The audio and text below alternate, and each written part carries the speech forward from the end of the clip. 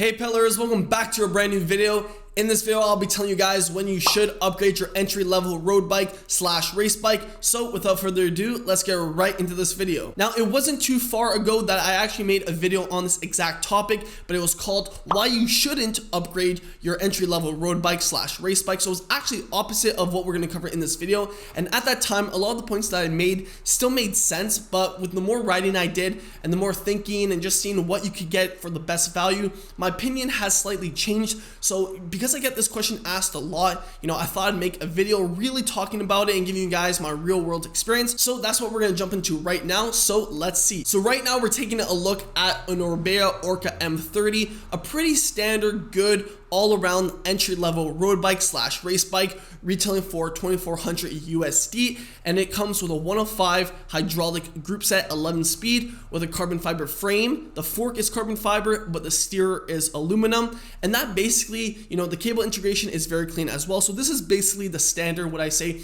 in terms of what you actually need to get started for a good quality ride. If you want to get into some serious training to get your fitness, checked, and also get into some racing or some fast group rides, or just have a very well-performing all-around road bike, this is what I would say is the gold standard for value. 105 group set is more than enough. I made a whole video talking about it. I've done over 20,000 kilometers on the 105 group set. That comes a lot on these stock bikes, these stock value bikes. So I totally rate 105 compared to Ultegra and Dura. So I totally like the 105. It comes with aluminum rims. So that's one thing you got to remember with these value bikes is that it doesn't come with carbon fiber rims. It's come with aluminum rims that are usually tubeless ready as well. So the biggest thing to note with these bikes is that you don't get a carbon fiber rim and you're not getting a power meter. You're not getting a single-sided power meter, which means one of the crank has a gauge that can actually measure how much power you're putting in every stroke. And if the bike doesn't have a single-sided power meter, then you're not going to get a double-sided power meter. Pretty simple.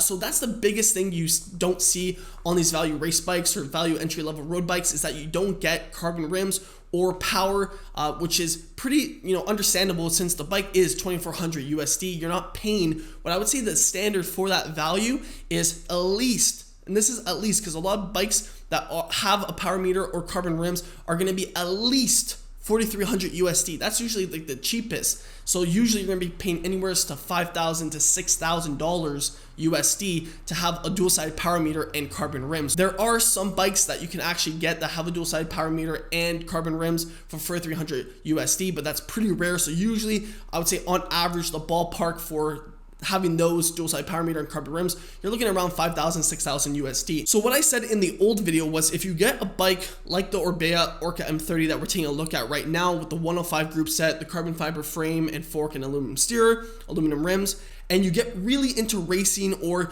you get really passionate about cycling, you want all the performance benefits, and you really want a dual-sided power meter or carbon rims, and you want to upgrade, then it makes more sense. This is what I said in the last video. It makes more sense to sell your current bike, take a little bit of a loss, and then go for the upgraded version of a complete brand new bike with all the bells and whistles that you're truly looking for.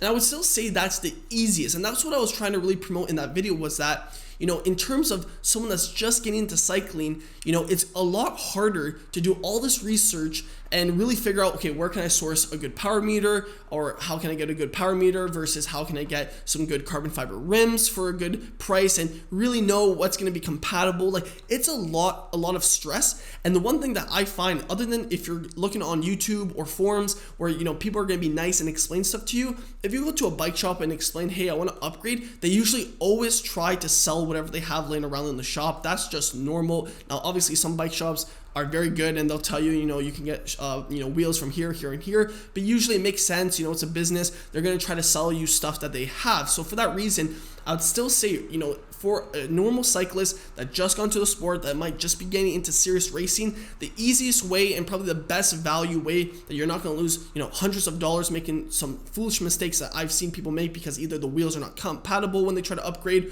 or they get the wrong, bottom bracket, the wrong crank type. Like, there's a lot of things that can go wrong when you're trying to upgrade. So, the easiest thing is basically to buy the bike complete, but that's still not the best value. And that's one thing I want to touch up on this video. So in terms of value, you're not getting the best value, because I always believe if you can, source the things yourself, try to get the best price, the best upgrade, that's going to be always the best value. But that takes, effort and research and time, which some people don't have. So yet again, that's why in the old video, you shouldn't upgrade your entry-level road bike / race bike if you don't have the time. You want the best, easiest value, which is probably going to be an upgrade since you don't have to source anything. That's going to be your best value, because if you're not willing to research or take the time and make sure everything's compatible, then that's not an option. That's your only option. That was the whole point of the video. So I hope you guys understand that.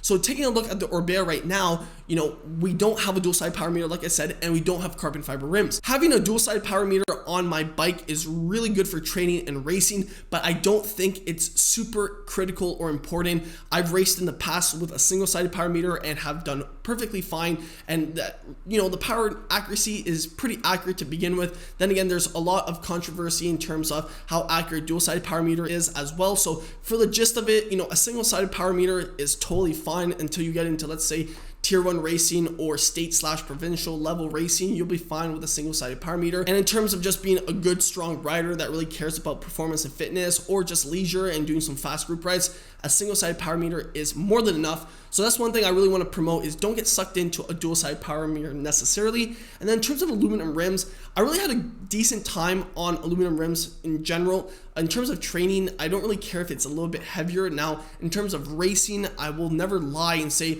yes, aluminum rims are totally just the same as carbon rims in terms of racing. Like, carbon rims, better road quality in terms of riding. Obviously, it saves weight because they're lighter and they feel better, they feel faster, they're more aero usually. So all those things do play a role, especially in racing. So I would say yes, for moderate level entry racing, it does make a difference. But then again, you're not getting dropped in races, or you're not finishing in the top 10 because you don't have carbon rims.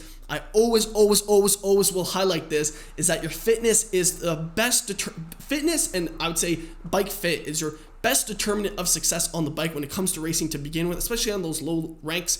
Fitness and bike fit is most important, because if you're super strong and you're super comfortable, you will go super fast and you will definitely super win. So that's one thing I always want you guys to remember in your head, is fitness and fit. Now is the point in the video when I will explain each category. So why should you upgrade your entry-level road bike / race bike?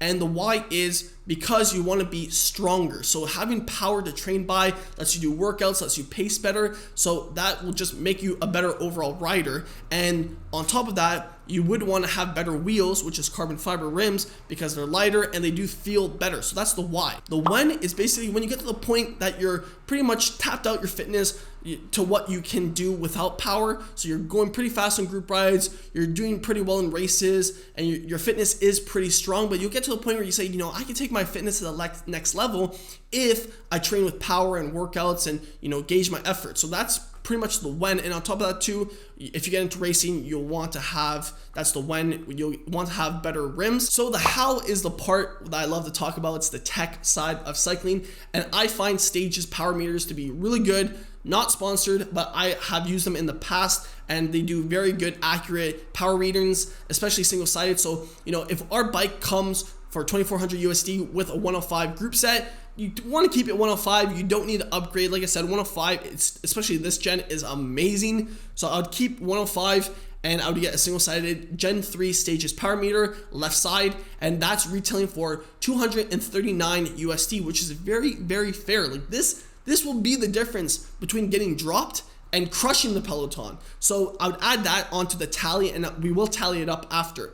Then I've heard really good things about Far Sports in terms of their carbon rims. There's obviously other companies that have carbon rims as well. And usually what you'll find is that for roughly, $800 give or take, once you do all your customizations. And like I said, to do this, you need to know what you're doing to obviously make sure that it's compatible with your current setup in terms of your bike, because each bike is going to be unique. And once you actually know and you can talk to them and make sure everything's compatible, for 800, let's say to 1,000 for front and back, for 1,000 USD is crazy, because I'll just use Giant for an example. The SLR 42 millimeters, so not super depth in terms of very aero, because obviously that increases in price. So for a basic, depth, which is 42 millimeters, you're looking at 1,000 for the front, 1,100. Let's actually not go cheap, and 1,325 for the rear. So you're easily spending 2,500 USD for a front and back wheel system, and this is Giant. This isn't even Envy or